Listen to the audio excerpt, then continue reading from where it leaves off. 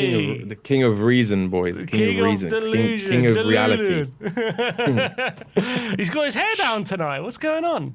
You got How you 3 points. boys? You're letting your hair down. You just relaxed. Yeah, definitely, mate.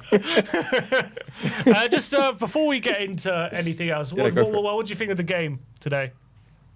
Look, I think we can all agree that the performance wasn't good. I don't think the performance was good. I do think Thomas Frank wanted to play that way today because I think that was the way he saw us beating them today, giving them more of the ball, playing a bit more on the counter. I think the last 10, 15 minutes when we made some changes, when Paulinho came on the pitch, we looked a lot better than Palace and we had a couple of chances. I think Richarlison, as I know as bad as a player he is, he looked all right today. He scored two offside goals, which was unfortunate for him. Kudus perked up a little bit towards the end. He didn't have the best of games. Odegaard definitely looked very promising when he came on. It's a shame he didn't get a goal. Um, I think overall, I think it's a good 3 points. I think I can't complain that we got 3 points. Do you think? Would you I say we did. deserved it? Win. Um,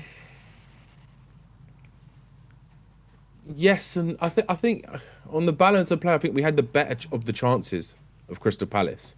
I think we had a lot more clear-cut chances. I think they did have a few chances where they weren't good. They weren't good in terms of finishing their chances they had. But I think the chances that we did have and the two offside goals, I think they were, and Odegaard hitting the post, I think were better of the chances in terms of bigger chances, in my opinion. I do. I think we probably did deserve it, but just. So I think it was close in that respect. I know the statistics when looking at the stats, they had a lot more shots than us. They had more possession than us. I did kind of feel it was going to be like a snatch and a grab kind of performance, and it was. I did expect us to win. We did win the game, but I never expected us to play some kind of fantastic football, which I don't think is going to be. I think it's going to be very few and far between this season. So yeah, look, it's good we got the win, um, and I think there are some positives to take out of the game, but I think the biggest thing that the fans are struggling to get on board with the manager, not to say that I'm on board with it, by the way, just so you're clear. Um, Context. um, yeah, context, yeah, that's the one. Is that we are struggling to see a kind of what he wants to do at Spurs in terms of the style he wants to play. I think there is an element of a lot of different factors for why that is. I think partly is because he doesn't really know. I think partly because he's also struggling to manage all the competitions with the players that we've got available. I think he's struggling to get what his ideas across because I think sometimes the players can produce it, sometimes they can't produce it. And I think that's you have to say that is partly on the manager, but partly also on the players. You have to say as well that if you look at the sort of everything that's going on at the football club, especially what's going on behind the scenes, with how kind of messy it is, I think he's doing an all right job. I get the fact that fans say that we should be doing better, and if I'm being honest with you, from the beginning of the season, I said he'd finish between eighth and 10th, and with the players that we did sign, regardless of Solanke, Madison, and Kulu being out, right? I did think he would be in a slightly better position, but not that much better, right? But what I didn't expect was how close the league was going to be this season and how close people are actually in terms of points difference between sort of, well, a lot of the table this season, right? So I didn't expect that, and I didn't expect that Makolo Muani and Xabi Simons would not be up to scratch in terms of Xabi Simons is still new to the league. He's still getting used to it. I know he wasn't available today, but I do see that if Frank does get his players, I think you'll start to see a little bit more of what he wants to do with this Tottenham team. I think his best aspect of what he can do for Spurs is the defensive game right this minute with what we have. I think that's our strongest part of the squad and strongest part of the team right now. and I think it showed it today. I know there was moments, but they looked a bit more structured today than they have done in recently. Um, and yeah, I think we just need to kind of wait to see. I think it is a big transfer window, right? Because we have seen in the past when managers have come in and they've gone into the January window. I know we saw it with Conte where we weren't really playing that great until Conte got Bentancur and Kulusevski, and it completely changed our season like dramatically. And when we finish in the top four, I'm not saying that we're going to finish in top four with a few players, but I think we can do better, and I think we'll play better football. Not We're not going to see this exciting all-out Ange type of football with a bit more balance. We're just not going to see that just yet. Whether or not that comes later on, it remains to be seen because I don't think Frank has to be tested. He's never been tested like this at a club like Spurs before, right? So there's a lot of ifs and buts and what ifs and we don't know and that kind of stuff. So I think I think right now is we've won the game. Now the January window is opening in a few days' time. Now let's see what happens in January, and we'll see if the club are going to match what I think Frank wants at this football club, right? And for me is always the biggest sign of where the club's direction is going, is whether or not the club are going to buy in the players that like the quality of players that we saw come in the summer. And we know like Mawani maybe hasn't really hit the ground running at all. Neither has Xavi Simmons, but you can see Xavi Simmons is slowly improving and getting used to things, and he's the kind of said it himself. So I think with that point, I think that we can. I do think we'll finish like in sort of well, if we get some decent players in, I think we can finish in the top eight, I believe. I think we can. I think we can finish around seventh, right? If we can get a central midfielder, because I think today again, when you look at Archie Gray in the midfield, albeit he scored the goal in that first half, we lacked we just lacked a midfield. Like it was just we were just getting outplayed in midfield, right? And I think what Frank is having the problem with and today is that when you play Paulinho and Bentancur, because right, first of all, in the second half, Archie Gray played a lot better. And he did play well when he set up that ball for Kudus. It was a good move when he set up that ball for Kudus, where he hit it on the outside of the boot and Richarlison scored, but it was offside. He was playing a bit more forward-thinking passes, and I think when you do play Paulinho and Bentancur, I'm not sure if there's less forward passes in the team when those two are playing. And I think if you, that's where the disconnect happens. It's between the midfield and the rest of the front line.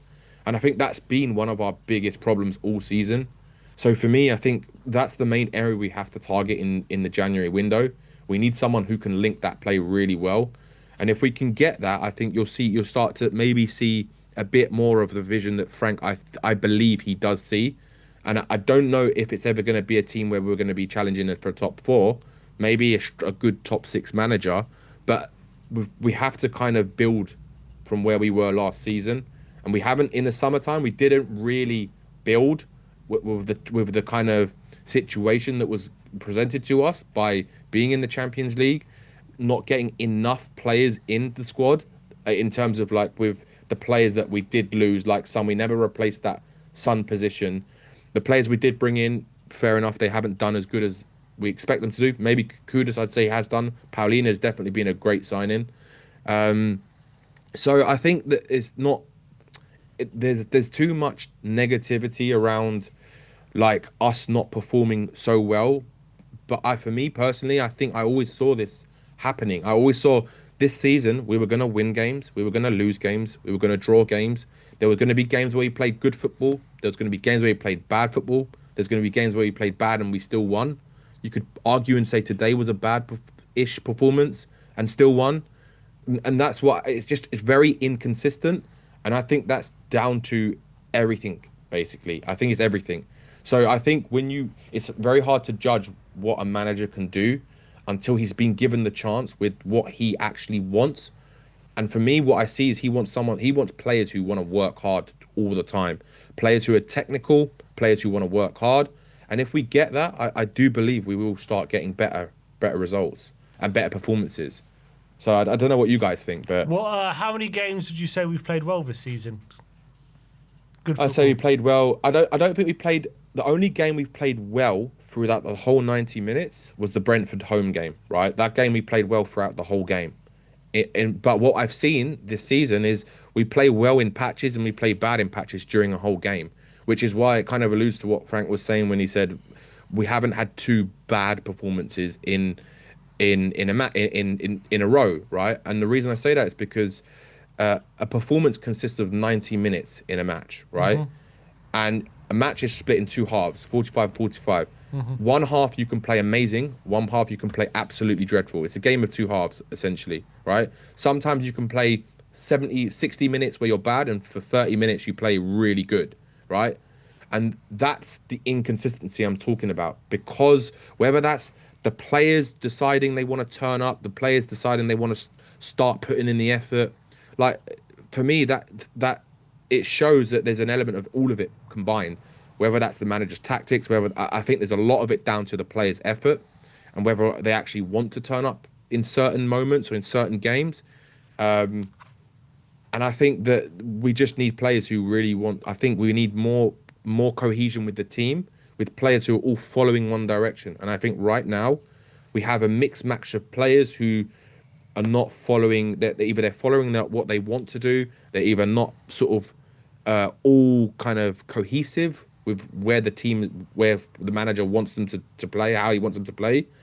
And you saw it again, like in the Liverpool game, right? In the first half, we were, I don't know, it was 50-50 in the first half. We weren't bad, but we weren't good. But in the second half, as soon as we get a red card, we start playing better than Liverpool. I mean, and then we go down to nine men, and it was the same thing. It's like, why is that when we lose players, we then start playing better? It doesn't make sense, right? That's because whether for me, what I see is the players start to switch on, they start to focus. They looked energetic, right? But why is it that the players can do that in a game against Liverpool, but then a game against Wolves at home, they don't? Do you see what I'm saying? It doesn't make sense, right? So So when you look at that Wolves at home game, you think that's a player application issue rather than a tactics issue. I think you can say it's down to a bit of both, Sim. I think the problem is a manager can put in tactics into a game, right? And say, right, these are the instructions. But if the players are not concentrating and they're not switched on and they're not giving their effort, how is someone supposed to give? How is supposed to someone? How is someone supposed to um, implement those instructions to the way the manager wants them to be implemented if they are not applying themselves to do so? What evidence do you have they're not implying themselves? Well, Sim, the amount of times I've seen the players at home stand around and just don't look like they want to be there against Nottingham Forest, from the moment they came out onto the pitch, they were just not doing anything. They weren't pressing, they were standing around, there was no movement. And I've seen that far too many times, not just this season, last season too. Like they're just standing around, they're not making spaces for their teammates. There's miscommunication, there's individual errors. And this is not something that is just this season. This is also going back last season.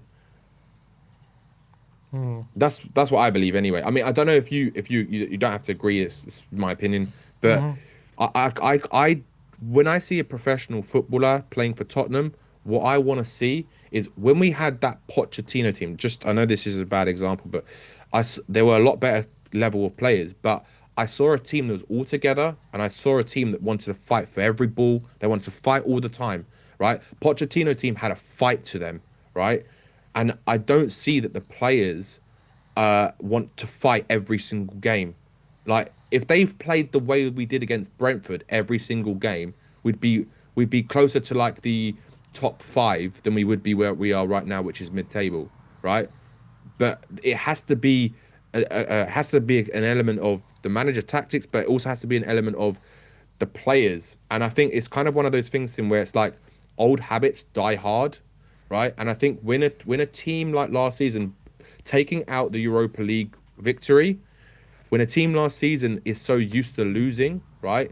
That it's a psychological thing too, right? So you have to try and get that out of them, right? And the way to do that is by you need to be all together to try and win the games, right?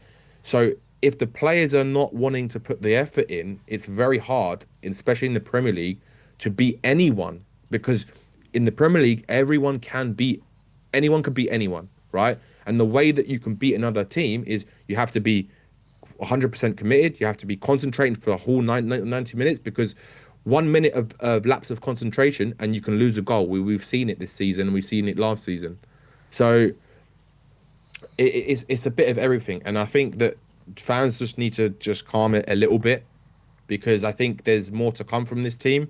I think there's more to come depending on what we do in January, because I'll be honest with you guys, if we don't get some decent players in January, I don't care who the manager is, nothing will change at its football club until the board have a clear vision and a clear plan of what they want, right? We could bring in any single manager, and if we go and buy another two 19-year-olds, right, who might be good in a few years' time, I'm just like, just forget it. Like, just forget it, honestly. Like, Frank will get sacked. I guarantee you he'll get sacked. And then the next manager comes in and it'll be the same cycle again and again and again. And I just don't, for me personally, I just don't want to keep seeing this same cycle. I want to see the cycle broken, and I want to see, whether it's Frank or not, for now, I think Frank has to be the guy to at least give us some form of stability. But are you worried about giving Frank money in January if you're saying he only wants players who are hard workers and stuff? The thing is, they're not limited players potentially. I don't believe the type of players that Frank wants are going to be those type of players. And I'm only basing this on who we brought in the summer, right? When you look at the players like Paulinho, we brought in someone who could do that job specifically. He's one of the best defensive midfielders in the league, statistically as well, right? But he's limited in other things. So then you have to complement someone like that, right? But we haven't got a player who complements what he can't do right this minute, right? Then you look at Kudus, top class player, right? And for me, he's the main source of where our output is. They want to play the ball to him all the time, because the players know he's one of the most he's probably one of the better players in the squad. And I think when you get the right balance, when you've got someone who's as good and as direct on the left-hand side, it makes it more difficult for teams to know what we're going to do, because you've got two capable players on each side who are very good players, direct, who can both cross the ball. I think it gives you different options. And I think we're limited with the players we've got right this minute to what we can actually do. And I think you'll see different patterns of plays when we have the right players who can do the jobs that I think Frank wants them to do.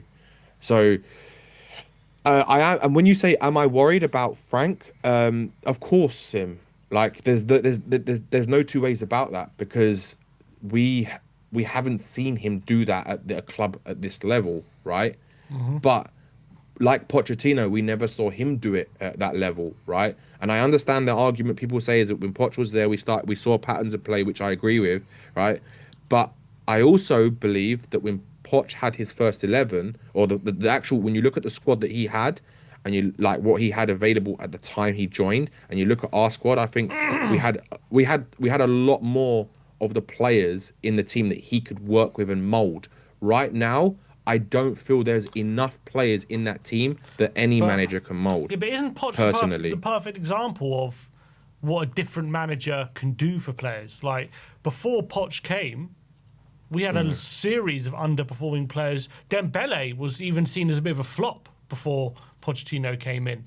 We had Ericsson wasn't as good the season before. You had Carl Walker, who everyone was Lloris saying was there, Vertonghen was there. I know who was there. Don't get me wrong. Okay. My point is, Yeah. my point is they were underperforming under previous managers, right? A lot of these players that we had. Yeah. And Poch came in and turned a lot of their fortunes around, and all of a sudden they became the players we know them as today. Walker wasn't known as one of the best right backs in the league before Pochettino came there. He was sort of as a mistake-riddled right back who was a bit of a pace merchant. Danny Rose wasn't seen as a very good left back before Poch came. As I say, Dembele wasn't seen as this world-class midfielder before Poch came. No. Like That's true. and they were at Tottenham for a couple of years for all of them for before Poch came in. So that's a perfect example of a different manager coming in, using them, to their strengths, and we're seeing a new and also putting them in a whole structure that can get the best out of But them, and it worked.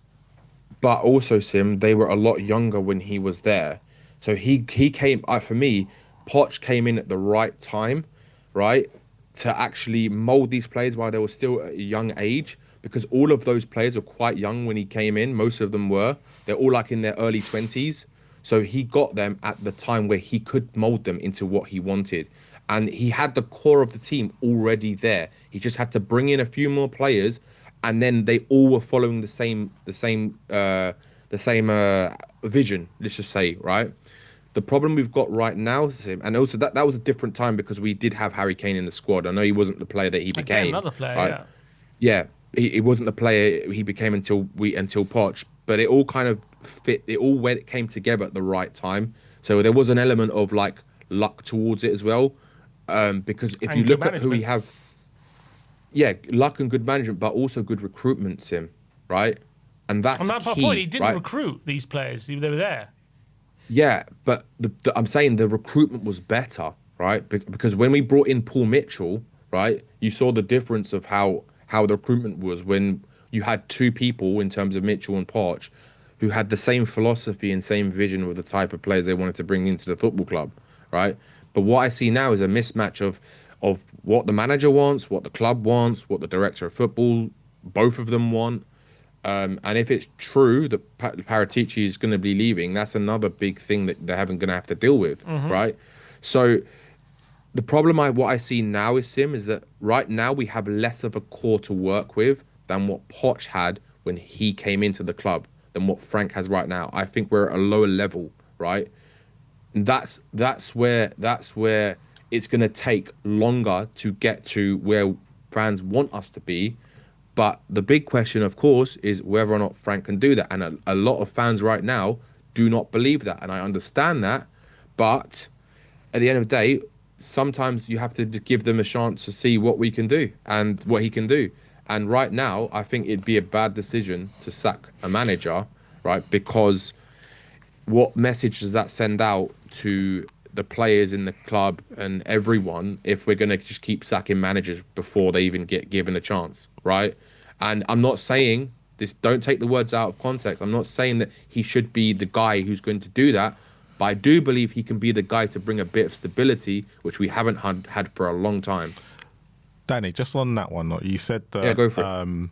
basically you think it's a lowest class of player now than what Poch had at the time. But is it because we're talking with hindsight? Because at the time when Poch came in, I think a lot of us were probably speaking exactly the same as we're speaking now, and probably said a lot of the players were a lot lower class at the time as well. And yeah, he still had people like, was it Ben Taleb and players like that he had to get rid of.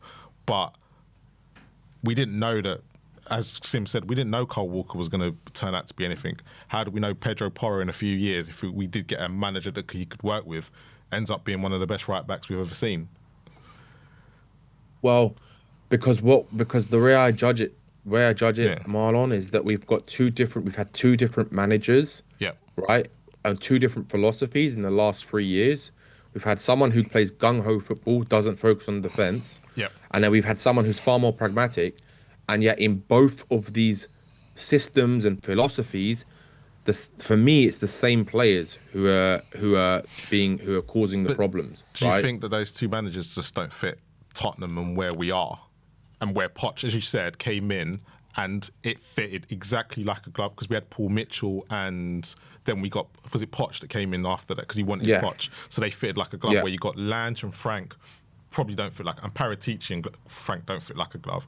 So that's where No. the disconnect could be. Yeah, definitely. I just think that there has to be a more structural plan from not just from within the club, Yeah. right? There has to be more of a structure.